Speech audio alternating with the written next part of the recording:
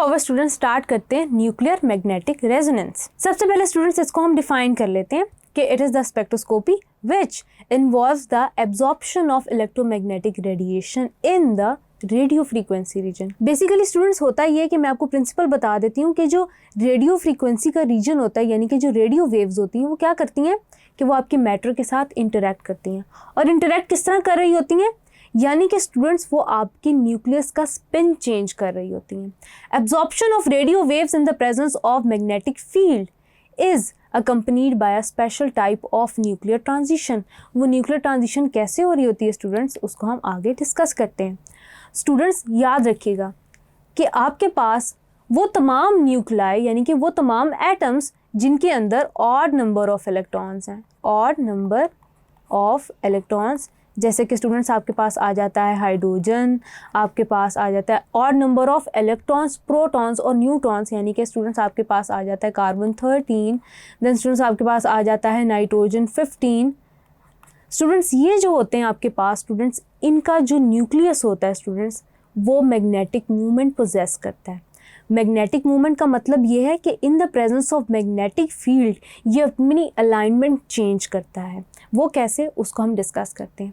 यानी कि स्टूडेंट्स यहाँ पे मैं ये भी कह सकती हूँ कि आपके पास वो तमाम एटम्स जिनके अंदर इवन नंबर ऑफ इलेक्ट्रॉन्स हैं, इवन नंबर ऑफ इलेक्ट्रॉन्स हैं, या आपके पास प्रोटॉन्स हैं जिनमें आपके पास आ जाता है ऑक्सीजन 16 आ जाता है, देन स्टूडेंट्स आपके पास नाइट्रोजन 14 आ जाता है। स्टूडेंट्स मेरे कहने का मतलब ये है कि इवन नंबर के पास स्टूडेंट्स उनका जो न्यूक्लियस होगा वो मैग्नेटिक मूवमेंट पोजेस नहीं करेगा। अब स्टूडेंट्स ये मैग्नेटिक मूवमेंट आती कैसे है?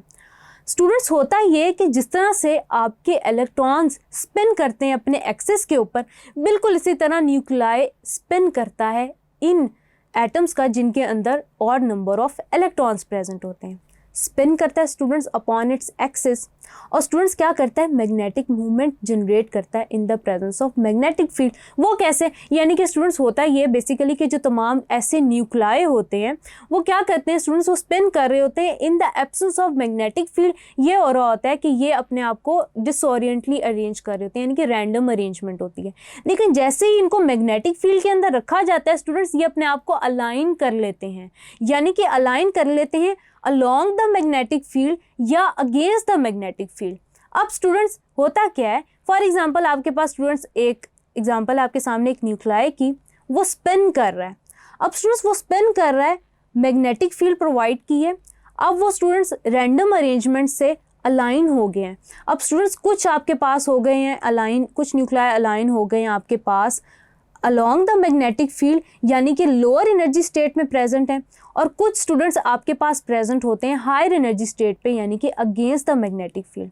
स्टूडेंट्स यहाँ पे आप एक बात और अपने माइंड में रखेंगे कि आपके न्यूक्लियस से रिलेटेड जो स्पिन होता है उसका भी एक स्पिन क्वांटम नंबर होता है, और उसकी भी डेफिनेट वैल्यूज़ होती हैं, उसकी भी डेफिनेट स्टेट्स होती हैं। स्पिन की वैल्यू स्टूडेंट्स 1/2 होती है in the absence of magnetic field, लेकिन जैसे ही आप उनको मैग्नेटिक फील्ड की प्रेजेंस में अप्लाई करते हैं, मैग्नेटिक फील्ड ऐसे न्यूक्लियाई के ऊपर, वो एक दूसरे को अरेंज करते हैं स्टूडेंट्स, और वो क्या करते हैं, दो डिफरेंट स्टेट्स में ओरिएंट हो जाते हैं। एक स्टेट की स्टूडेंट्स एनर्जी जो होती है वो लो होती है, यानी कि +1/2 होती है। दूसरी स्टेट की स्टूडेंट्स एनर्जी हाई होती है, यानी कि -1/2 होती है।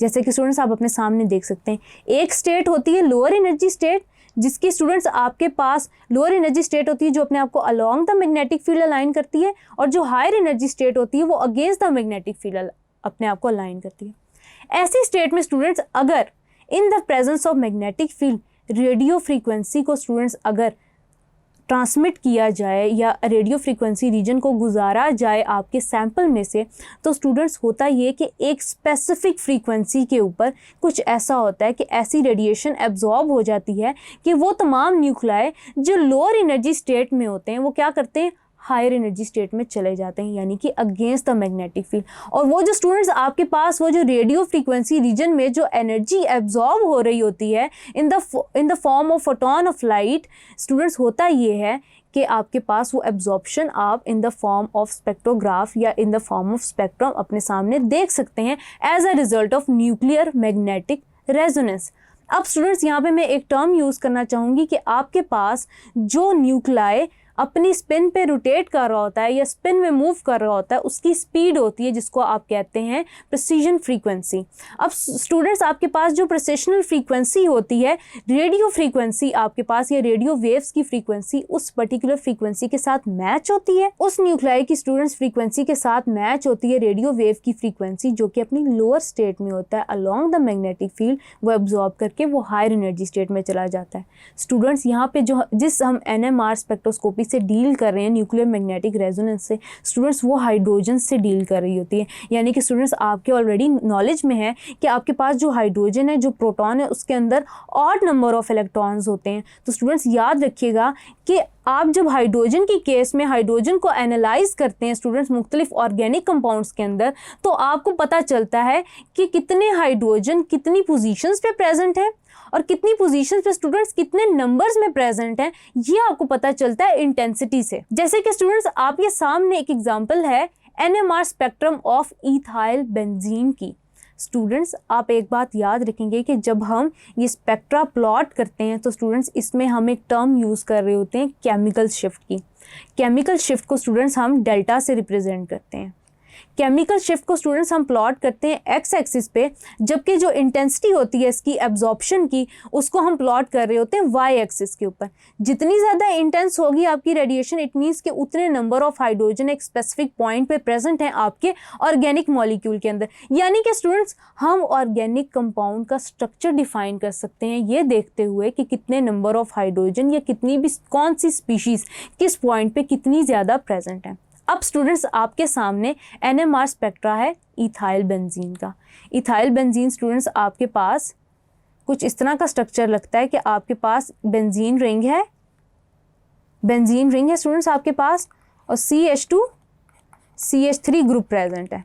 यानी कि आपके पास कार्बन नंबर 1 पे यहाँ पे 3 हाइड्रोजन प्रेजेंट है। देन आपके पास स्टूडेंट्स मिथाइलिन ग्रुप में 2 हाइड्रोजन प्रेजेंट है। देन स्टूडेंट्स आपके पास 1 2 3 4 1 2 3 4 एंड देन 5 हाइड्रोजन स्टूडेंट्स इधर प्रेजेंट हैं। अब स्टूडेंट्स पहले हम टर्म्स डिफाइन कर लेते हैं जो कि इस NMR स्पेक्ट्रा से रिलेटेड हैं। स्टूडेंट्स केमिकल शिफ्ट क्या होती है? केमिकल शिफ्ट में स्टूडेंट्स आप कंपेयर कर रहे होते हैं अपनी इंटेंसिटीज़ को जो कि आपने डिफरेंट ऑर्गेनिक कंपाउंड्स के लिए कैलकुलेट की होती हैं एक स्टैंडर्ड वैल्यू से। स्टूडेंट्स आपके पास एक कंपाउंड होता है जिसको आप TMS कहते हैं, यानी कि टेट्रामीथाइल साइलेन कहते हैं। स्टूडेंट्स उसको आप एज अ स्टैंडर्ड यूज़ कर रहे होते हैं। एज अ स्टैंडर्ड स्टूडेंट्स आप यूज़ कर रहे होते हैं तो स्टैंडर्ड की वैल्यू यानी कि डेल्टा की होती है 0। केमिकल शिफ्ट का बेसिकली स्टूडेंट्स मतलब ये है कि the difference between the absorption of या intensity of the reference to that of in your observation is called as chemical shift. यानी कि आपकी इस पीक से TMS की पीक के दरमियान कितना शिफ्ट है, कितना डिफरेंस है, उसे हम कहेंगे केमिकल शिफ्ट। तो स्टूडेंट्स TMS को आपने एक वैल्यू असाइन की हुई है डेल्टा इज इक्वल्स टू 0 और उसके साथ स्टूडेंट्स आपके पास from right to left values आ रही होती हैं for that of the spectra of ethyl benzene. यानी कि केमिकल शिफ्ट की वैल्यू आपके पास आ रही होती है फ्रॉम राइट टू लेफ्ट, उसके ऊपर स्टूडेंट्स आपके पास आ रहे होते हैं। अब स्टूडेंट्स आपके पास जो नंबर ऑफ पीक्स होती हैं वो आपको पर्टिकुलरली ये बता रही होती हैं कि कितने रीजन्स पे आपके पास हाइड्रोजन्स अटैच्ड हैं, यानी कि कितने रीजन्स पे अटैच्ड हैं। यहाँ पे स्टूडेंट्स आपके पास 3 रीजन्स पे हाइड्रोजन्स अटैच्ड हैं, तो आपके पास कितनी प्लेसेस आई 1 2 3, यानी कि आपके पास 3 पीक्स आई। अब स्टूडेंट्स जो एरिया होता है उन पीक्स का वो आपको बेसिकली बता रहा होता है कि कितने नंबर ऑफ प्रोटॉन्स या कितने number of hydrogens particularly attached हैं उस पोजीशन पे। यानी कि स्टूडेंट्स आपके पास इंटेंसिटी से पता चल रहा है कि इस पोजीशन पे आपके पास 3 हाइड्रोजन है, 3 पीक्स के साथ पता चल रहा है। देन स्टूडेंट्स आपके पास पोजीशन नंबर 2 पे पता चल रहा है कि 2 पीक्स प्रोमिनेंट हैं, तो यहाँ पे 2 हाइड्रोजन प्रेजेंट हैं। देन स्टूडेंट्स आपके पास पोजीशन नंबर 3 पे पता चल रहा है वो सबसे ज़्यादा इंटेंस है, इट मीन्स कि सबसे ज़्यादा नंबर ऑफ हाइड्रोजन वहाँ प्रेजेंट है। जब हम बात करते हैं NMR spectrum of ethyl benzene in case of hydrogen, जब हम इथाइल बेंजीन का हाइड्रोजन का NMR स्पेक्ट्रा देखते हैं। तो स्टूडेंट्स ये हो गया आपके पास एक जनरल ओवरव्यू, आपने देख लिया कि आप इसका स्पेक्ट्रम रीड कैसे कर सकते हैं। यहाँ पे स्टूडेंट्स आपको इसकी एप्लीकेशन भी क्लियर हो गई होगी कि आपने डील किया with that of radio waves, interaction of radio waves with that of the nuclei of the atoms, और वो किस तरह से कर रहे हैं। हाइड्रोजन स्टूडेंट्स यहाँ पे आप याद रखिएगा कि हाइड्रोजन की पीक्स आपने देखा होगा कि डिफरेंट है, डिफरेंट जगह पे पीक्स आ रही हैं, डिफरेंट इंटेंसिटी के साथ आ रही हैं। इंटेंसिटी का स्टूडेंट्स आपको पता चल गया कि जितने ज़्यादा नंबर ऑफ हाइड्रोजन होंगे उतनी ज़्यादा पीक आएगी। डिफरेंट पीक्स आ रही हैं यानी कि स्टूडेंट्स आपके पास डिफरेंट तरह से डिफरेंट मैग्नेटिक फील्ड इंटरैक्ट कर रही है हाइड्रोजन के साथ, यानी कि आपके पास प्रोटॉन के साथ डिफरेंट तरह से मैग्नेटिक फील्ड इंटरैक्ट करी, यानी कि आपके पास इस पोजीशन पे डिफरेंट तरह से कर रही है, इसलिए डिफरेंट नंबर ऑफ पीक्स आएंगे, डिफरेंट जगह पे आएंगे। इस जगह पे स्टूडेंट्स आपके पास रेडियो फ्रीक्वेंसी डिफरेंट तरह से इंटरैक्ट कर रही है मैग्नेटिक फील्ड के साथ ऑफ दैट ऑफ हाइड्रोजन, तो स्टूडेंट्स आपके पास डिफरेंट जगह पे पीक आएगी। बिल्कुल इसी तरह स्टूडेंट्स आपके पास पोजीशन नंबर 3 पे आ रही होगी। इसी तरह स्टूडेंट्स हम डिस्कस करते हैं यहाँ पे आपके पास NMR स्पेक्ट्रम फॉर इथानॉल। तो स्टूडेंट्स आपके पास समझे यहाँ पे TMS है, TMS की वैल्यू 0 है। आप कंपेयर करेंगे CH3 को, CH2 को और OH को। तो स्टूडेंट्स यहाँ पे जब आप देखते हैं तो आपको पता चलता है कि आपके पास ये पीक सबसे ज़्यादा इंटेंस है, यानी कि हाइड्रोजन नंबर सबसे ज़्यादा यहाँ है, तो आपके पास CH3 के लिए ये पीक होगी। देन स्टूडेंट्स आपके पास CH2 के लिए ये पीक होगी, क्योंकि 2 हाइड्रोजन प्रेजेंट है और 2 ही स्टूडेंट्स आपके पास डिफाइंड पीक्स नज़र आ रही हैं। देन स्टूडेंट्स OH के लिए आपके पास ये पीक होगी। तो स्टूडेंट्स ये तो आपके पास हो गया, हमने स्पेक्ट्रम डिस्कस किए इथाइल बेंजीन के लिए एंड दैट ऑफ इथानॉल के लिए, और हमने ये देखा कि डिफरेंट पोजीशन पे डिफरेंट हाइड्रोजन एटम्स के साथ magnetic field in the presence of radio frequency region different तरह से इंटरैक्ट कर रही है, इसलिए आपके पास पीक्स डिफरेंट आ रही हैं। और स्टूडेंट्स साथ ही साथ हमने देखा कि ट्रांजिशन कैसे हो रही है। अब स्टूडेंट्स हम देखते हैं कि आपके पास जो NMR स्पेक्ट्रोफोटोमीटर है वो लगता कैसे है, उसकी कंस्ट्रक्शन कैसे होती है, उसको हम डिस्कस करते हैं। स्टूडेंट्स हम लेते हैं एक सैम्पल ट्यूब, उसको स्टूडेंट्स आपने उसके इर्द गिर्द आपने मैग्नेट फिक्स किया होता है। देन स्टूडेंट्स आपने रेडियो फ्रीक्वेंसी ऑसिलेटर प्रोवाइड किया होता है। होता स्टूडेंट्स ये है कि जो रेडियो फ्रीक्वेंसी ऑसिलेटर है ये आपके पास लो एनर्जी रेडिएशन प्रोवाइड कर रहा होता है आपके सैंपल को। अब स्टूडेंट्स इस सैंपल ट्यूब के अंदर क्या क्या होता है, इस सैंपल ट्यूब के अंदर स्टूडेंट्स एक ऑर्गेनिक सॉल्वेंट होता है in the form of carbon tetrachloride. आप उसके अंदर थोड़ा सा सैंपल डालते हैं अपने रेफरेंस का, जिसकी डेल्टा की वैल्यू 0 आ रही होती है, वो already as a standard set है, यानी कि आपने डाल दिया टेट्रामिथाइल साइलेन स्टूडेंट्स, जो कि एक बहुत ब्रॉड और बहुत इंटेंस पीक देता है, क्योंकि नंबर ऑफ हाइड्रोजन जो है इक्विवेलेंट वो काफ़ी ज़्यादा प्रेजेंट होते हैं, तकरीबन 12 होते हैं। तो स्टूडेंट्स होता ये है कि आप इसके अंदर TMS डाल देते हैं और थोड़ा सा ही आप सैंपल डालते हैं। Radio frequency oscillator radio waves provide करता है। एज अ रिजल्ट स्टूडेंट्स आपके पास डिफरेंट हाइड्रोजन के डिफरेंट रीजन्स पे क्या होता है, ट्रांजिशन होती है। वो रेडिएशन एब्जॉर्ब करके आपका जो न्यूक्लियाई है वो लोअर स्टेट से हायर स्टेट में चला जाता है। एज अ रिजल्ट स्टूडेंट्स होता क्या है कि as a result signal produce होता है। वो सिग्नल प्रोड्यूस होता है in the form of increase in current, जो कि डिटेक्टर डिटेक्ट करता है और रिकॉर्डर रिकॉर्ड करता है in the form of spectrum, जिसको स्टूडेंट्स आपने डिस्कस किया।